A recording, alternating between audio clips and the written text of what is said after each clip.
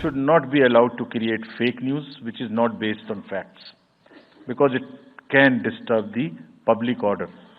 ये अफवाहें फैलाते हैं। सोशल मीडिया के बारे में आप सबसे भी एक अपील है कि थोड़ा देख लें, मतलब जो आया उसको आगे नहीं करना चाहिए। इसमें एक बहुत बड़ा झूठ का बाजार भी है। झूठ के बाजार में रौनक तो बहुत है, गोया बुलबुले जैसी तुरंत ही फट जाती है। पकड़ भी लोगे तो क्या हासिल होगा सिवाय धोखे के। राजनीतिक दलों को बहुत पर्सनल अटैक से बचना चाहिए।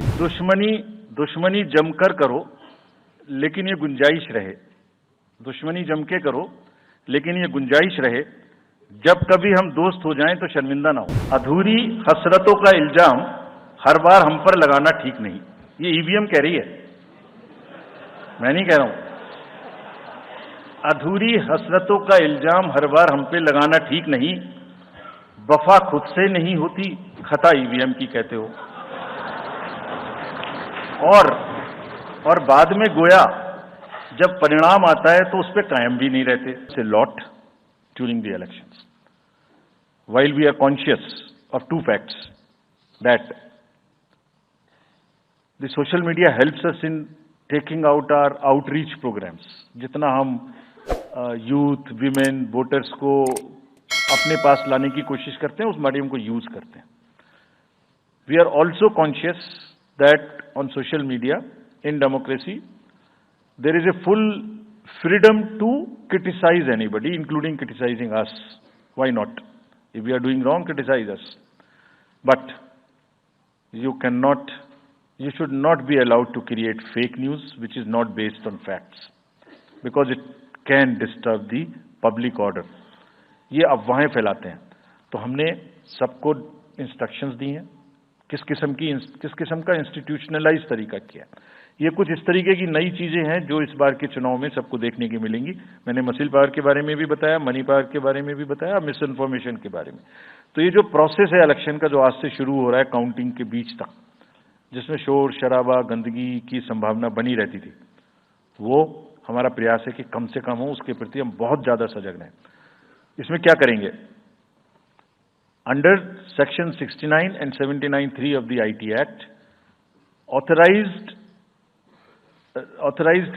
authority of each state is empowered to ask for takedown of the social media posts. In almost all states, authorized officials have been appointed or are being appointed.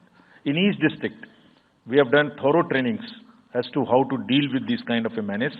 So this is on the preventive side, but there is also a promotional side. All our entire machinery will now react to whatever is coming by facts. We will try and join the issue instead of being in the background. If somebody is trying to do a fake kind of a narrative, which is disturbing the level playing field, which is disturbing the public order, or which is not based on the facts, and which has crossed the line of the criticism, we would be also joining them. We will also launch very soon on our website something called myth versus reality. This is going to be live very soon. Means ये myth फैलाया जा रहा है, ये उसकी reality है।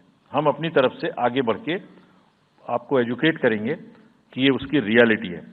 और social media के बारे में आप सबसे भी एक अपील है कि थोड़ा देख लें, मतलब जो आया उसको आगे नहीं करना चाहिए। इसमें एक बहुत बड़ा झूठ का बाजार भी है। मैं इसके बारे में सोच रहा था तो मैंने कुछ चंद लाइनें लिखी थी जो आपको बताना चाहता हूं।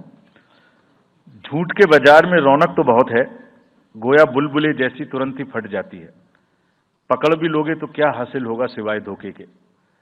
तो उसको थोड़ा रोक के देखें, समझ लें आगे बढ़ाने लायक है कि नहीं है, ना बढ़ाएं। लोगों को बहुत पर्सनल अटैक से बचना चाहिए। फिर मुझे बदर साहब का एक शेर याद आता है,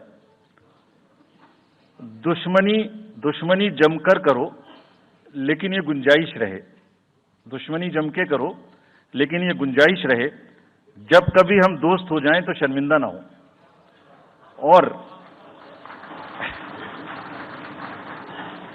वैसे भी आजकल जल्दी जल्दी दोस्त बनना और जल्दी जल्दी दुश्मन बनने की प्रक्रिया थोड़ी ज्यादा चल रही है।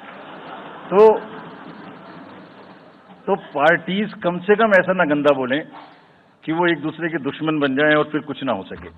हमने इसमें चार्ट भी लगाया है कि कितनी बार सत्ता में रहने वाली पार्टियां ईवीएम ने बदल दी।